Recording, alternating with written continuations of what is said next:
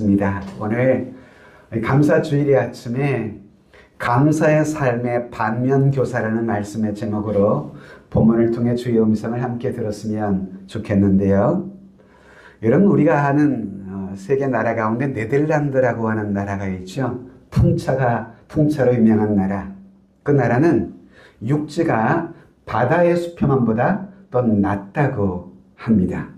그래서 육지로 바닷물에 유입되는 것을 막기 위해서 높은 뚝을 바닷가에 이렇게 세워놓은 나라가 바로 네덜란드라고 합니다. 그러니까 그 뚝은 네덜란드 사람들에게는 바로 생명선과 마찬가지인 셈인 것이죠. 자, 그런데 어느 날 한 소년이 그 뚝 위를 걷다가 뚝에 틈새가 벌어진 것을 발견한 거예요. 조그마한 구멍이 생겼고, 그리고 그 구멍을 통해서 바닷물이 조금씩 새어나오는 것을 발견했습니다. 만일 그대로 두었다가는 이 물구멍이 점점 더 커져서 마침내 뚝이 무너져 내릴 수 있을 것이라 그렇게 확신을 했습니다. 이 소녀는. 주위에는 아무도 없었습니다. 마을까지 달려오기는 여유가 없었기 때문에 소녀는 먼저 자기의 손가락으로 그 뚝의 물구멍을 막아야만 했습니다. 막았습니다. 그럼에도 불구하고 물구멍은 점점 커져만 갔고요. 이후에 얼마 가지 않아서 소년의 팔뚝 전체를 이 물구멍에 넣어야만 했다고 합니다. 마침 지나가던 사람들에 의해서 이 소년의 모습이 발견되어져서 급히 이 뚫린 이 뚝을 수리해서 그 어려움을 막았다라고 하는데요. 이것은 저의 꾸민 얘기가 아니라 실화입니다. 사진을 보면 그 소년의 모습을 지금 이렇게 그려주고 있고요. 이 소년을 기념해서 이런 동상까지 그곳에 세워놓았다라고 합니다. 자, 여러분, 이 이야기의 초점 뭘까요? 이 소년의 감동적인 희생정신에 물론 이 이야기의 스토리가 있겠습니다만은, 근데 여기서 저는 흥미로운 한 가지 사실을 발견하게 되더라라고 하는 것입니다. 그것이 뭘까요? 이처럼 크고 튼튼하게 쌓아진 뚝이라고 할지라도 작은 물구멍 하나라도 그 뚝방이 쉽게 무너질 수 있다는 사실, 바로 그겁니다. 처음에는 별로 대단치 않아 보이는 것이지만, 처음엔 별로 심각한 문제처럼 보이진 않지만, 그러나 여러분, 그것을 그대로 방치하게 되면 이후에는 엄청난 사고를 유발할 수밖에 없다라고 하는 것이죠. 여러분, 우리 또한 인생을 살아감에 있어서 이렇듯 사소하게 보이는 우리 인생의 작은 물구멍들이 각자 개개인의 삶에 나타나기도 하거든요. 여러분들에게 있어서 그 작은 물구멍은 과연 무엇일 것이라 생각을 합니까? 내가 평소에 별것 아닌 것처럼 사소하게 취급했던 그것들이 후에는 내 신앙생활을 한순간 무너지게 만들 수 있는 위험스러운 큰 물구멍으로 확대가 될 수 있다는 것이죠. 자, 오늘 본문으로 한번 돌아와 볼까요? 오늘 본문에 출애굽한 이스라엘 백성들의 경우에 그들에게 있어서의 물구멍은 과연 무엇이었을까? 저는 출애굽기를 묵상하는 가운데 그들에게 있어서 물구멍은 하나님 앞에서나 사람 앞에서나 늘 광야에서 원망하며 불평하는 그 버릇, 그것이 광야의 백성들에게 있어서 가진 물구멍이 아니었나 하는 생각을 해보게 되는 것입니다. 물론 처음에는 그것이 별로 대단한 것처럼 보이지 않을 수 있어요. 그들이 처한 상황에서 하는 원망과 불평은 지극히 당연한 것처럼 여겨질 만한 상황이기도 해요. 그러나 그들의 이 원망하고 불평하는 이 작은 물구멍들이 이후에 그들로 하여금 어떠한 일들로 여러분 작용됩니까? 가나안 땅을 눈앞에 두고도 그렇게 원망하며 불평하던 출애굽 1세대들은 약속의 땅에 들어가지 못한 채 광야 40년을 헤매다가 그곳에서 죽음에 이르게 되더라 이거예요. 그들로 하여금 광야에서 죽음에 이르게 만든 그 가장 중요한 원인이 뭘까요? 원망과 불평의 떡이 완전히 그들의 삶에 무르르 무너져 내렸기 때문이었어. 저는 오늘 맥주 감사주일 아침에 이 광야의 백성들에게 있었던 이 작은 물구멍, 불평과 원망의 버릇, 이것이 그들의 삶이 얼마나 큰 죄로 이후에 자라가게 되는지를 살피면서 행여 내 삶 속에, 내 마음과 내 생활 속에 이런 위험한 물구멍이 생기지 아니하도록 오늘 감사주일에 내 자신을 돌이켜보며 감사의 반면교사의 시간이 되었으면 좋겠다는 것입니다. 반면교사라는 것이 뭡니까? 상대방의 얼굴을 보면서 나 자신을 살피는 것, 그것이 반면교사잖아요. 그래서 광야의 백성들의 모습을 통해서 우리 자신의 모습을 새롭게 살피는 감사의 삶의 반면교사의 시간이 됐으면 좋겠다 싶은 것입니다. 자, 여러분, 광야의 백성들에게 있던 이 원망과 불평은 첫째, 어떻게 그들의 삶을 만들어 버릴까요? 이런 원망과 불평은 하나님께 대한 감사를 잃어버리게 만들고 불순종의 마음을 그들의 삶에 자라가게 하더라라고 하는 것을 보게 됩니다. 출애굽 백성들은 보면 바로 이러한 과정을 그대로 따라가고 있는 것을 보게 되는데요. 자, 22절 이하를 봅니다. 모세가 홍해에서 이스라엘을 인도하며 그들이 나와서 수르 광야로 들어가서 거기서 사흘 길을, 그러니까 3일 길을 걸었으나 물을 얻지 못하고 마라에 이르렀더니 그곳 물이 써서 마시지 못하겠으므로 그 이름을 마라라 하였더라. 백성이 모세에게 원망하여 이르되 우리가 무엇을 마실까 하며, 이 광야 생활 중에 백성들이 끝끝내 버리지 못했던 그릇된 습관이 뭐냐? 항상 원망하며 불평하던 그런 삶의 태도였습니다. 이것은 그들이 출애굽의 여정 중에 가장 치명적인 죄악 가운데 하나가 바로 이런 죄였거든요. 그 악한 습관이 가장 먼저 드러나는 장면이 오늘 본문이에요. 여기 24절 끝에 보면 백성들이 모세에게 무엇하였다고 말하죠? 원망했다고 말하잖아요. 이 원어로는 마라흐라는 단어를 쓰고 있는데요. 이 마라흐라고 하는 단어는 투덜거리다, 불평하다, 뭐 이런 의미의 뜻을 가진 단어입니다. 그러니까 이 홍해를 건너서 사흘 길을 3일을 걸어와서 물을 만나지 못했잖아요. 그렇다고 해서 물이 갈증이 나니까 이들이 여러분 이 목마르다고 무슨 악에 받쳐가지고 고래고래 소리를 지르면서 원망한 것은 사실 아니었어요. 그냥 목이 마르니까 자기들끼리 수근수근거리고 중얼중얼거리는 정도의 그런 원망과 불평이었습니다. 이것이 이들의 불평의 첫 시작이었습니다. 가뜩이나 사흘을 목을 마른데 이제 모처럼 4일째 되는 날, 3일째 되는 날 발견했어요, 물을. 근데 물을 마시려고 떠먹어 보았더니 이게 웬일입니까? 목말라 죽겠는데 딱 먹어보니까 쓴 물이에요. 더 이상 마시지 못할 쓴 물. 그러니 여러분, 갈증은 나는데 마시지 못하니 이 정도의 불평은 어쩌면 자연스러운 것 아닐까요, 여러분? 어쩌면 그들의 이 불평은 그들 스스로의 손가락으로 막아버릴 수 있는 작은 물구멍이었을 수도 있어요. 그런데 백성들은 이 원망과 불평을 대수롭지 않게 자기들의 입에서 스스럼 없이 술술 털어놓고 있었다는 데 있었습니다. 자, 여러분, 이 원망이 왜 우리로 하여금 의문을 자아나게 하는가 하면, 여러분 본문의 원망이 시점이 언제예요? 3일 전에 그들이 경험했던 사건이 뭐였습니까? 애굽을 나와가지고 홍해를 하나님의 기적적인 은혜로 마른 땅처럼 건넜잖아요. 이스라엘 백성들은 홍해를 마른 땅처럼 건너고 자신들을 추격해오는 애굽의 군대들은 홍해 앞에서 완전히 몰살이 되는 이 기가 막힌 기적을 그들의 두 눈으로 목도했잖아요. 이야, 하나님이 정말 살아계시는구나.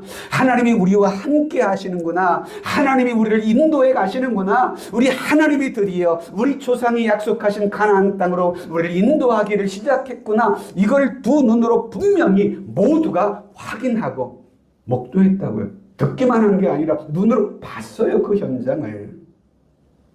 그 상황이 지난 지 며칠밖에 안 됐다고요? 3일밖에 안 지났어요. 며칠 전 이런 애굽 군대의 추격 앞에서 홍해를 가르신 하나님의 놀라운 구원의 기적을 체험했던 이 사람들의 그 입에서 이제는 물맛이 쓰다며 원망하고 불평하는 말이 쏟아져 나오기 시작했다는 거예요. 채 며칠 만에? 3일 만에. 하나님이 그동안 그들에게 행하신 놀라운 구원에 대한 감격과 그 감사는요, 광야 생활 내내 결코 잊지 말아야 할 당연한 것임에도 불구하고 백성들은 채 3일이 지나자 받은 구원의 감사와 기쁨은 흔적도 없이 그들의 삶에 사라져버리고 말았던 것입니다. 물맛이 쓰다는 이 작은 불평의 마음 하나가 하나님께서 베풀어 주신 구원에 대한 그 은혜의 감사를 완전히 잊어버리게 만들더라 이 말입니다. 자, 백성들이 이러한 어이없는 원망에 대해서 25절 이하를 보면 하나님께서 어떻게 그 백성들에게 반응하실까요? 모세가 여호와께 부르짖었더니 여호와께서 그에게 한 나무를 가리키시니 그가 물에 던지니 물이 달게 되었더라. 거기서 여호와께서 그들을 위하여 법도와 율례를 정하시고 그들을 시험하실세 이르시되 너희가 너희 하나님 나 여호와의 말을 들어 순종하고 내가 보기에 의를 행하며 내 계명의 귀를 기울이며 내 모든 규례를 지키면 내가 애굽 사람에게 내린 모든 질병 중 하나도 너희에게 내리지 아니하리니 나는 너희를 치료하는 여호와임이라. 그들이 엘림에 이르니 거기에 물샘 10들과 종려나무 70그루가 있는지라. 거기서 그들이 그 물 곁에 장막을 치니라. 그들의 이 광야에서의 첫 원망에 대해서 하나님은 그들을 책망하지는 않으셨어요. 벌을 내지도 않으셨어요. 대신 하나님은 그들의 원성을 들으시고 그물을 모세를 통해 달게 만드십니다. 그리고 그들의 갈증을 해소시키시고요. 그리고 이어서 어디로 인도하셨어요? 엘림이라고 하는 오아시스가 있는 물이 있고 종려나무가 가득한 그 엘림이라고 하는 여러분 오아시스로 그 백성들을 인도하셔서 뜨거운 뙤약볕에서 그늘을 허락하시고 메마른 그들의 여러분 육신의 영혼의 가람을 채워주시는 하나님이셨어요. 자, 그런데 여기서 여러분 주의해서 보셔야 할 것이 있어요. 하나님께서는 이렇게 아무런 책망이나 벌을 내리시진 않으셨지만 이런 와중에 하나님은 한 가지 의미심장한 계획을 가지셨다는 거예요. 앞서 여러분 25절을 보실까요? 25절 후반절을 보면 이 그들의 갈증을 해결하시면서 무엇을 하시냐? 바란 것을 보면 거기서 여호와께서 그들을 위하여 법도와 율례, 법도와 율례는 뭐예요? 그들의 행하고 지켜야 할 기준을 얘기하는 거잖아요. 그것을 정해 주시고 그들을 무엇하시겠다고요? 시험하시겠다는 거예요. 여기서의 시험은 여러분들을 무너뜨리고 유혹하겠다는 시험이 아니에요. 그들의 믿음을 테스트하고자 하는 테스트의 시험이셨다는 것이죠. 크고 놀라운 구원을 체험하고서도 며칠 지나지 않아 작은 일에 불평하는 이스라엘 백성들을 하나님은 보시면서 하나님도 생각이 있으셨던 거예요. 이렇게 작은 일에 불평하는 이들이 과연 앞으로 내 말에 온전히 순종할 수 있겠는가? 이 여부를 우리 하나님께서 보시고자 테스트를 하시고자 하셨던 것입니다. 이렇듯 원망을 잘하는 사람들이 과연 하나님의 말씀을 잘 순종할 수 있을 것인가?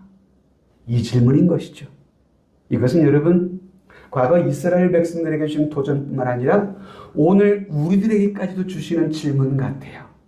이렇듯 원망자라는 그가 과연 내 말을 잘 따를 수 있을까? 여러분 어떻게 생각하시나요? 이런 하나님의 테스트, 이런 하나님의 시험은요, 이어지는 만나의 사건에서부터 구체적으로 드러나기 시작하는데요. 4절을 보실까요? 그때 여호와께서 모세에게 이르시되 보라, 내가 너희를 위하여 하늘에서 양식을 비같이 내리리니 백성이 나가서 일용할 것을 날마다 거둘 것이라. 이같이 하여 그들이 내 율법을 준행하나 아니하나 내가 무엇하리라? 시험하리라고요.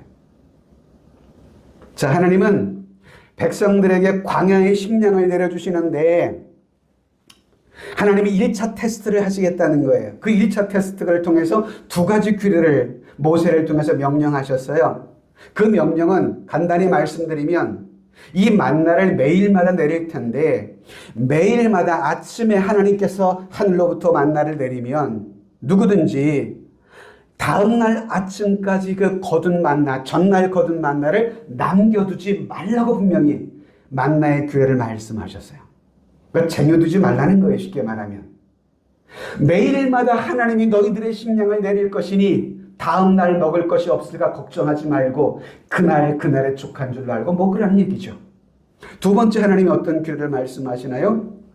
이제 여러분 6일째 되는 날은 7일째가 안식이기 때문에 안식일은 아무것도 하지 말라고 말씀하셨잖아요. 그러니 6일째 되는 날은 안식일 것까지 이틀치의 분량만 수확을 하나님이 허락하셨어요. 더 이상 수확하지 말라고. 다시 말하면 더 많은 것을 거두기 위해서 욕심을 부리지 말라 이 말씀이셨죠. 자, 그런 하나님의 두 가지 테스트의 시험 앞에서 백성들의 시험의 결과는 어떠했을까요? 백성들의 순종의 결과는 참으로 하나님과 사람 앞에 실망스러운 결과였습니다. 자, 첫 번째 규례의 순종 여부를 볼까요? 16장 20절에 보면 그들이 모세에게 순종하지 아니하고 더러는 언제까지 뒀다고요? 아침까지 뒀다고요. 두 번째 규례의 순종 여부를 봅시다. 일곱째 날의 백성 중 어떤 사람들이, 일곱째 날이면 안식일 날이에요. 그날은 절대 나가지 말고 전날 거두어 놓으라고 말씀하셨잖아요. 그런데 하나님의 말씀의 규례를 따르지 않고 어떤 이들이 거두러 나갔다가 얻지 못하니라. 그래서 하나님이 어떻게 하셨어요? 여호와께서 모세에게 이르시되 어느 때까지 너희가 내 계명 내 율법을 지키지 아니하려느냐. 즉 백성들이, 많은 이들이 하나님이 실시한 말씀의 순종 테스트의 시험 앞에서 결국 불합격. 자, 근데 오해하지 마세요. 불합격했다고 옛다 너희들 지옥에 나가라 이런 하나님은 아니세요. 그들의 믿음을 한 단계 진전시키기 위한 시험이 있지 그를 무너뜨리게 만드는 시험은 아니셨거든요. 목적이. 자, 여러분 이처럼 불평과 원망하는 것은 대수롭지 않은 일처럼 보인다 할지라도 실상은 내 신앙생활에 아주 위험스러운 물구멍으로 자라날 수가 있다는 얘기입니다. 무슨 말입니까? 여러분 원망과 불평의 마음은요 사실 하나님을 향한 감사와 감격의 마음과는 정반대의 마음이 되는 것이거든요. 그래서 이쪽 편이 커지면 이쪽 편이 약화될 수밖에 없고요. 이쪽 편 원망과 불평의 마음이 커지면 감사와 감격의 마음은 상대적으로 줄어들 수밖에 없는 것이에요. 이게 정비례하지 않고 반비례합니다. 그러다 보니까 하나님께서 이미 베푸신 은혜에 대해서 영적 감각과 반응이 일어나지를 않아요. 대신에 무엇이든지 자신에게 조금이라도 부족하다 싶은 것에 대해서는 아주 예민하게 이런 이들은 반응하게 되는 것이죠. 어떤 이들이요? 원망과 불평을 습관처럼 하고 있는 이들. 자, 여러분 한번 여러분들의 신앙생활을 하면서 한번 돌아보세요. 툭하면 불평 잘하는 성도치고 뜨겁게 감사하며 그 얼굴에 기쁨이 충만한 성도를 혹시 얼마나 보셨나요?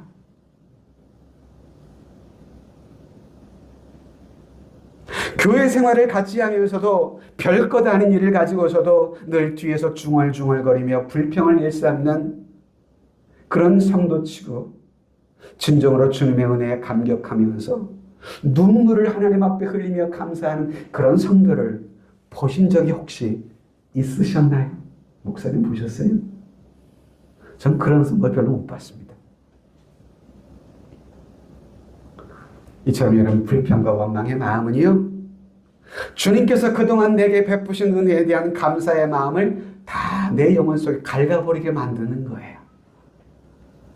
또한 여러분 앞서 보았듯이 이런 마음의 그릇된 습관은 하나님의 말씀을 불순종하는 방향으로 우리의 삶이 자라나게 만들어버리게 하더라 이 말입니다. 감사라는 것은 은혜를 받은 성도의 가장 합당한 믿음의 반응인데 그것조차 없다면 믿음의 곁길로 지금 가고 있다는 증거일 수가 있다는 것이죠. 그래서 감사 없는 마음을 가진 사람, 이런 사람은 달라라고만 하면서 실상은 이미 하나님께서 그에게 주신 것을 족한 줄로 여기지 못하며 늘 없다고 불평하게 되는 것이죠. 여러분, 이런 그릇된 욕심에 사로잡히게 되면 주의 말씀에 불순종하는 것은 그거 그렇게 어렵지 않는 삶의 모습이 될 수가 있습니다. 여러분, 분명히 하나님께서는 매일의 양식을 주실 것이니 그 다음날 아침까지 남겨두지 말라고 하셨잖아요. 이렇게 하나님이 분명히 모세를 통해서 말씀하셨어도 남보다 더 많이 식량을 쌓아두고 싶은 욕심 때문에 주님의 위중한 경고의 말씀을 쉽게 저버리고 마는 것입니다. 안식일 분을 위하여 6일째 미리 거두고 7일째는 나가지 말라고 말씀하셨는데도 불구하고 분명히 하나님이 그렇게 엄중하게 말씀하셨잖아요.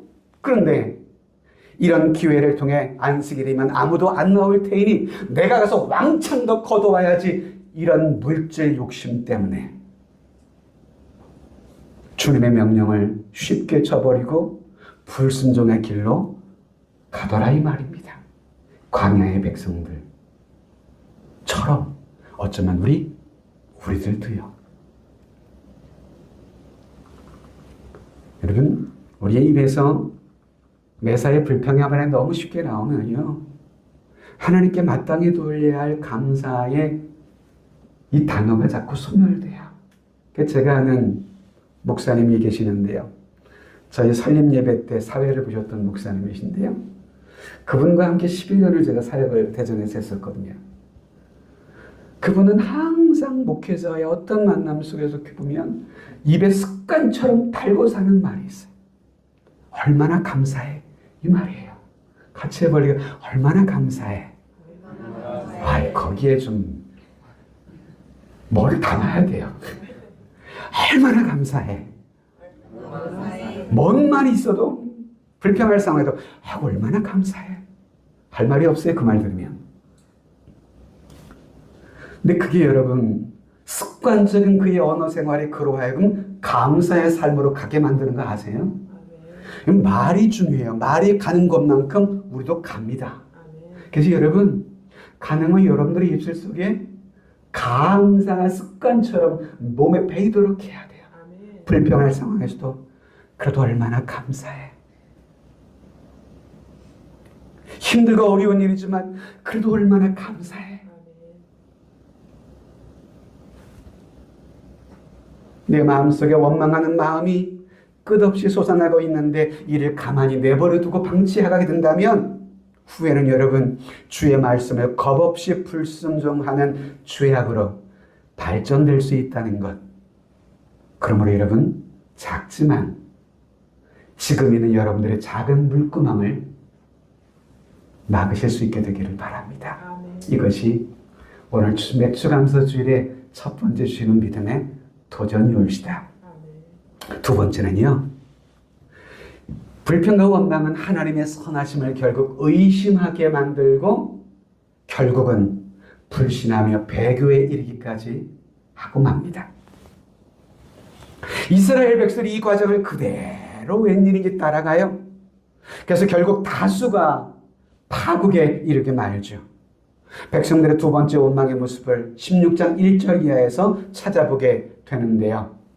우리 같이 한번 쭉 읽어봅시다. 시작. 이스라엘 자손의 온 회중이 엘림에서 떠나 엘림과 시내산 사이에 있는 신광야에 이르니 애굽에서 나온 후 둘째 달 15일이라. 이스라엘 자손 온 회중이 그 광야에서 모세와 아론을 원망하여 이스라엘 자손이 그들에게 이르되 우리가 애굽 땅에서 고깃가마 곁에 앉아있던 때와 떡을 배불리 먹던 때에 여호와의 손에 죽었더라면 좋았을 것을 너희가 이 광야로 우리를 인도해내어 이 온 회중이 죽여 죽게 하는도다. 여러분, 이 본문은 16장의 사건은 언제 벌어진 사건이든가요? 애굽에서 나온 후 둘째 달 15일이라. 여러분, 이스라엘 백성은 이 6월절의 축복을 경험한 이후부터 새해 첫날을 일정으로 잡기 시작했습니다. 6월절이 매년 첫날이에요. 그러니까 6월절 이후에 그들이 홍해를 건너 광야로 접어드는 것 아니에요? 그러니까 둘째 달 15일이라는 것은 그들이 애굽을 탈출한 지 한 달, 두 달째 15일이라 이 말입니다. 한 달, 두 주쯤 된 시기에 벌어진 사건입니다. 그러니까 출애굽한 지 한 달 반쯤 된 거예요. 이런 시기에 벌어진 사건이 오늘 이 본문의 사건인데요. 이번에는 식량 문제 때문에 발생했어요. 원망이. 광야 여정을 시작한 지 한 달쯤 됐습니다. 그러니 그들이 광야에서 애굽에서 나올 때 그들이 광야에서 먹을 식량을 그들 나름대로도 바리바리 쌓았을 것 아니겠어요? 근데 한 달 반쯤 지나니까 그들이 가지고 나왔던 모든 식량들이 거의 동이 날 시점이었던 것이죠. 먹을 것이 떨어져 가고 있는 상황이었습니다. 그러니 여러분, 원망과 불평이 나올 법도 한 그런 시기이기도 해요. 하지만 오늘 본문에 이들의 원망의 모습을 가만히 보면 이전에 엘림에서 있었던 그 사건보다 한층 더 높은 원망의 수준으로 진전되고 있음을 보게 돼요. 이전에는 그저 목마르다, 마실 물이 없다, 뭐 이런 정도의 원망 수준이 아니에요. 이번의 원망의 수준은요, 뭡니까? 차라리 광야에서 이렇게 굶주릴 바에야 차라리 애굽 사람 밑에 들어가서 노예 생활을 하며 먹고 살던 그 시절이 훨씬 낫다. 이러면서 원망을 지금 하기 시작한 거예요. 그 정도에 멈추지 않아요. 잘 먹고 잘 살던 그때에 차라리 하나님의 손에 차라리 죽었더라면 차라리 낫겠다. 이 얘기를 지금 하고 있는 거예요. 아주 극단적 악담을 지금 하고 있는 거예요. 자, 여러분, 이런 백성들의 원망 소리가 들렸을 때 하나님께서 이번에는 어떤 반응을 보이셨을까?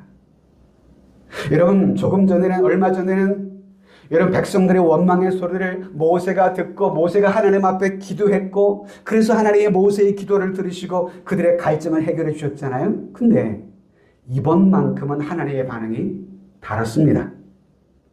16장 4절을 보면 그때에 여호와께서 모세에게 이르시되 3절까지 그렇게 원망했다는 거잖아요. 근데 그때에 하나님이 직접 등장하시는 겁니다. 이제 하나님이 직접 하나님이 즉각적 반응을 보이시고 계십니다. 그들의 원망과 불평에 대해서. 그러시면서 하나님은 백성들에게 만나와 메추라기를 내리시겠다. 그래서 그들이 원망하는 원망의 문제를 해결해 주시겠다는 것이죠. 그런데 우린 이 과정에서 매우 의미심장한 내용을 하나 발견하게 됩니다. 그게 뭐냐 하면 백성들이 모세와 아론 앞에서 했던 원망의 그 소리들을 7절 이하를 보시면 하나님께서는 하나님 당신을 향한 원망의 소리로 받으시고 계신다는 거예요. 자, 7절 이하를 보실까요, 여러분? 제가 한 절, 여러분 같이 한 절, 10절까지 같이 읽겠습니다. 이는 여호와께서 너희가 자기를 향하여 원망함을 들으셨습니다. 우리가 누구이기에 너희가 우리에게 대하여 원망하느냐? 모세가 또 이르되 여호와께서 저녁에는 너희에게 고기를 주어 먹이시고 아침에는 떡으로 배불리시니 이는 여호와께서 자기를 향하여 너희가 원망하는 그 말을 들으셨습니다. 우리가 누구냐? 너희의 원망은 우리를 향하여 함이 아니요 여호와를 향하여 함이로다. 모세가 또 아론에게 이르되 이스라엘 자손의 온 회중에게 말하기를 여호와께 가까이 나아오라. 여호와께서 너희의 원망함을 들으셨느니라.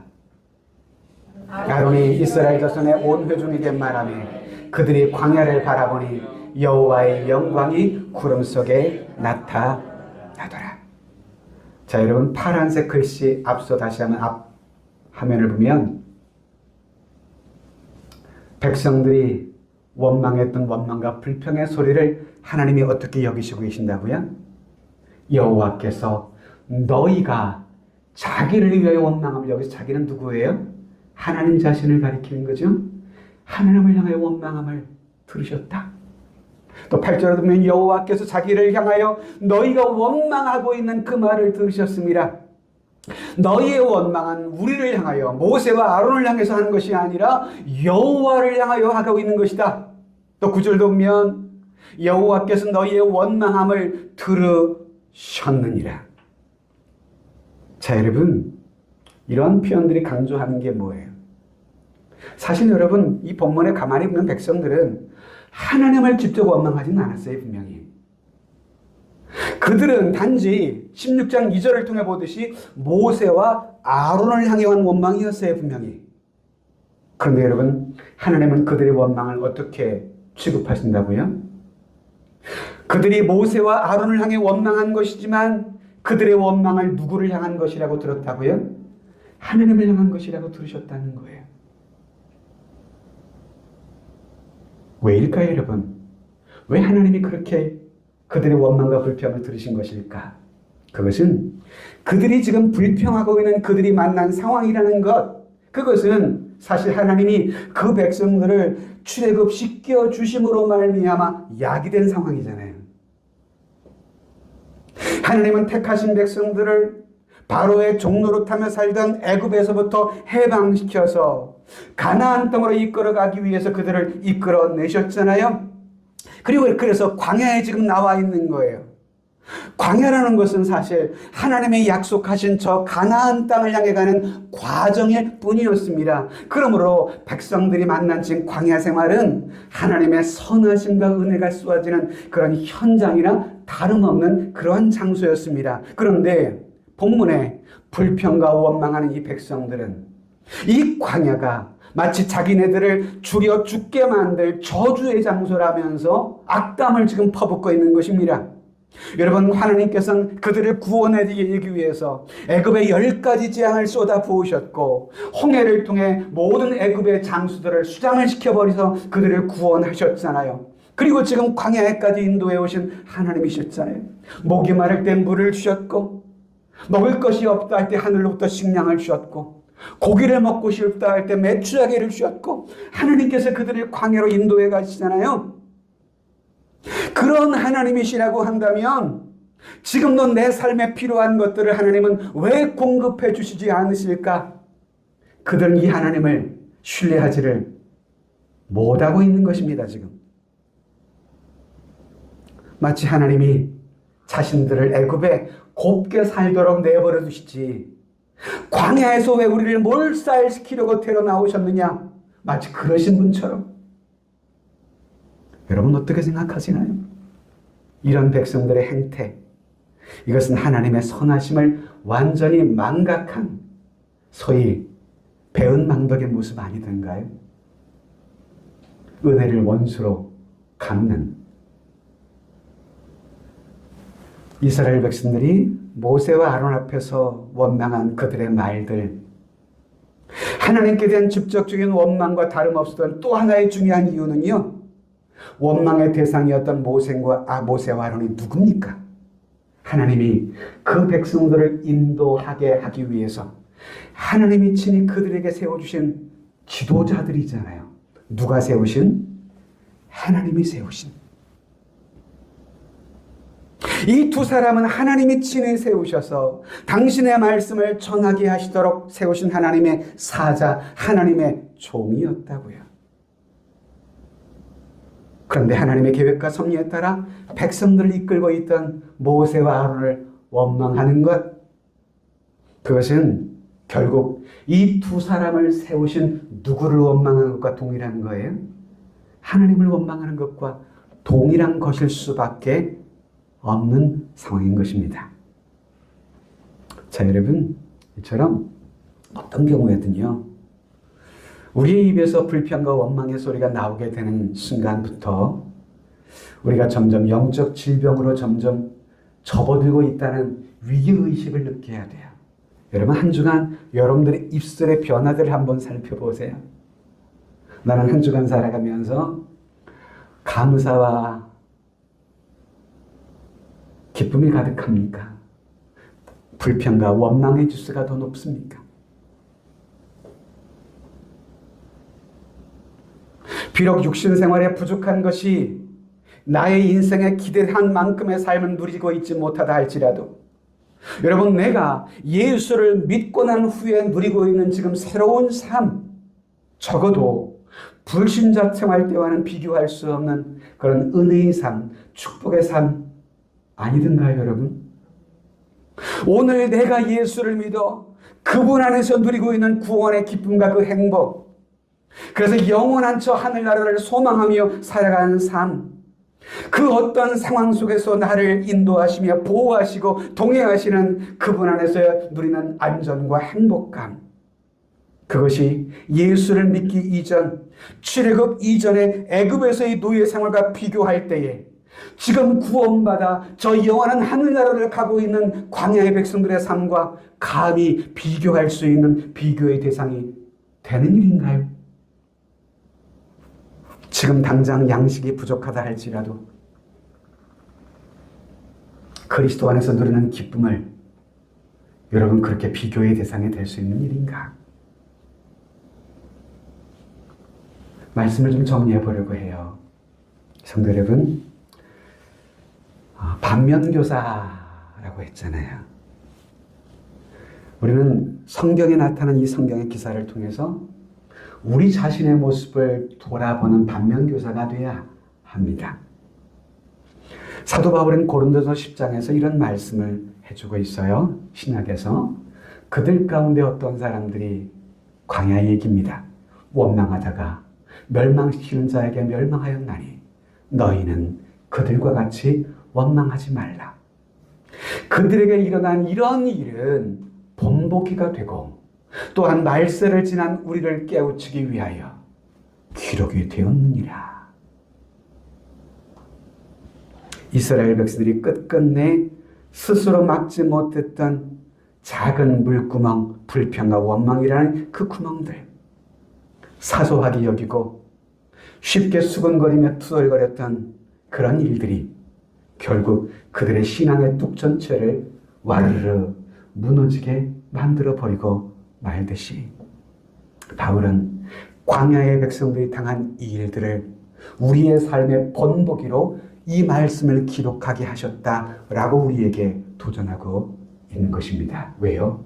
우리를 깨우치기 위해서. 그리고 오늘 이 시간도 우리를 깨우치게 하시려 저를 통해서 이 말씀을 다시금 듣게 하고 계시는 겁니다. 아멘. 여러분, 교회의 감사절기란 어떤 의미가 있는 절기일까요? 전 교회의 감사절기는요, 내 삶의 새로운 영적 습관을 훈련하고 바꾸어가는 계기라고 생각합니다. 우리 감사절기 4번 있잖아요. 봄에는 부활주일의 감사, 그리고 초여름에는 맥주 감사, 가을에는 추수 감사, 겨울에는 우리 주님의 성탄 감사. 이 4가지의 중요한 절기가 기독교의 역사적 전통의 절기입니다. 이 절기를 통해서 우리는 감사를 훈련하는 절기로 삼는 기회로 삼아야 한다라고 하는 것입니다. 사소한 일에도 원망하며 불평하던 내 삶의 물구멍을 이젠 막아버리고 내 삶의 작은 일일지라도 감사할 수만 있다면 우리의 삶에 하나님께서 어떤 놀라운 일들을 행하실까? 감사의 삶을 사는 이들의 얼굴에 다르습니다. 항상 기뻐하라. 범사에 감사하라. 오늘 감사의 삶의 반면교사를 주신 은혜의 말씀을 통해서 저희 이름들의 삶이 감사가 끊이지 않는 그런 복된 인생, 복된 삶 살아갈 수 있게 되기를 주님의 이름으로 축복합니다. 아멘. 기도하겠습니다. 하나님 아버지,